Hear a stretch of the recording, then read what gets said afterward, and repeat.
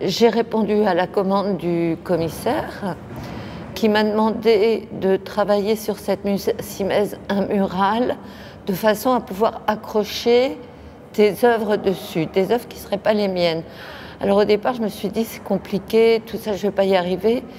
Et en fait, le sujet de l'expo, des hommes et des mondes, moi ça me fait plus penser plus qu'à une différence ou à une classification de signes venant de telle et telle origine, ça m'a plutôt fait penser à une coexistence temporelle. Et je me suis dit qu'avec les outils d'aujourd'hui qui sont à une rapidité inouïe devenus le lot commun, mais même en Orient, même en Afrique, même au Japon, même aux États-Unis, partout, je me suis dit que cette coexistence des images était quelque chose qui pour moi répondait à la thématique de l'exposition. Cette espèce de simultanéité des choses.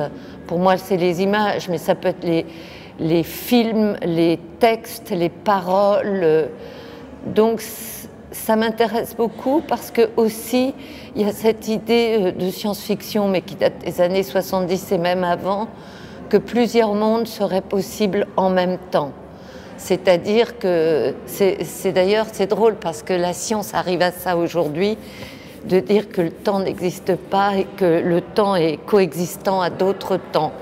Donc ce simple signe d'avance rapide, où quand on regarde les images sur l'ordinateur, on clique et hop, ça défile dans un sens comme dans l'autre. Je me suis dit que ça pouvait activer l'exposition et que ça pouvait être aussi possible d'utiliser ce signe-là dans ce contexte-là pour répondre à cette demande.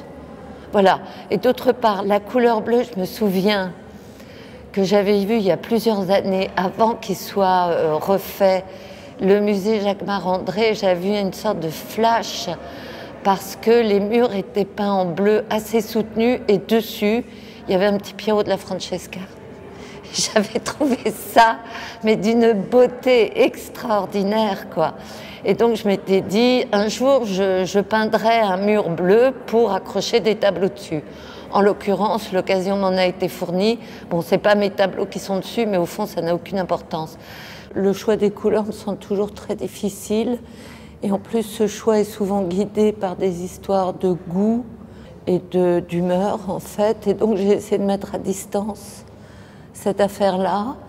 Par exemple, comme contrainte de travailler avec que 2 couleurs par tableau ou par mural, parce que, de par la façon dont je travaille la couleur, dans les 2 couleurs, toutes les couleurs sont contenues.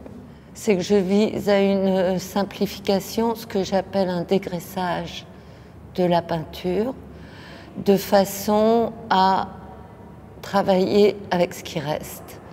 Parce que ce qui reste, c'est-à-dire les formes simplifiées, de couleurs, pas de transparence, en fait tout ce qui qualifierait la peinture rétinienne, en fait je le supprime.